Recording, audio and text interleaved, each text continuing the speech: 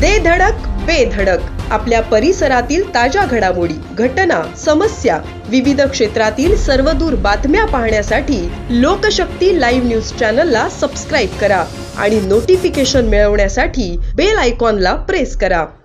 कर्जत गारपोली येथील पोतदार गृहनिर्माण सोसायटी येथे राहणारे तक्रारदार अदिती गायकवाड, सागर गायकवाड यांचे त्यांच्या शेजारील सोसायटीमध्ये राहत असलेल्या अपर्णा रवींद्र मोरे व वरद मोरे यांच्यामध्ये काही वाद झाले होते। त्यानंतर दिनांक 5 मार्च रोजी अदिती गायकवाड यांना अपर्णा मोरे आणि वरद मोरे यांनी शिवीगाळ करून मारहाण केल्याचे अदिती गायकवाड व सागर गायकवाड यांच्याकडून सांगण्यात आले।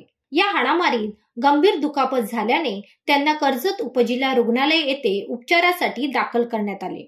याबाबत एकमेकांवर तक्रार दाखल झाल्यानंतर अपर्णा मोरे आणि वरद मोरे यांना देखील कर्जत उपजिल्हा रुग्णालयात वैद्यकीय तपासणीसाठी पाठवण्यात आले। यावेळी त्यांची आई संगीता मोरे या दवाखान्यात येताच उपजिल्हा रुग्णालयातील सेवा देणाऱ्या अधिसेविका सविता पाटील यांना मारहाण केली, तर अधिसेविका व स्टाफ यांसह डॉक्टर माल शेजकर, वैद्यकीय अधिकारी डॉक्टर चंद्रमुनी मोरे, डॉक्टर म्हात्रे, शिवानी साळुंके, अधिपरिचारिका अश्विनी बाबर, अधिपरिचारिका यांना शिवीगाळ केल्याची माहिती समोर आली आहे। या प्रकारामुळे रुग्णालयीन कामकाज काही काळ बंद ठेवण्यात आले होते। या घटनेचा सर्वत्र निषेध व्यक्त करण्यात येत असल्याचे नामफलक लावण्यात आले होते। आज दिनांक 5 मार्च 2024 रोजी आमच्या उपजिल्हा रुग्णालय कर्जत येथे 2 अनोळखी आहेत ते आमच्यासाठी, पण त्यांचं नाव मी तुम्हाला सांगू शकते। एकीचं नाव आहे अपर्णा रवींद्र मोरे आणि दुसऱ्याचं नाव आहे वरद रवींद्र मोरे। असे दोघं जण आमच्यासाठी वैद्यकीय तपासणीसाठी आले होते। त्यांचा पोलीस गुन्हा दाखल केला होता, त्याच्यानंतर त्यांची तपासणीसाठी आमच्याकडे आले होते। त्या दरम्यान ते बसले होते, पण आणि आम्ही वैद्यकीय तपासणीसाठी जे पेपरवर्क चालू होतं ते आम्ही करत होतो।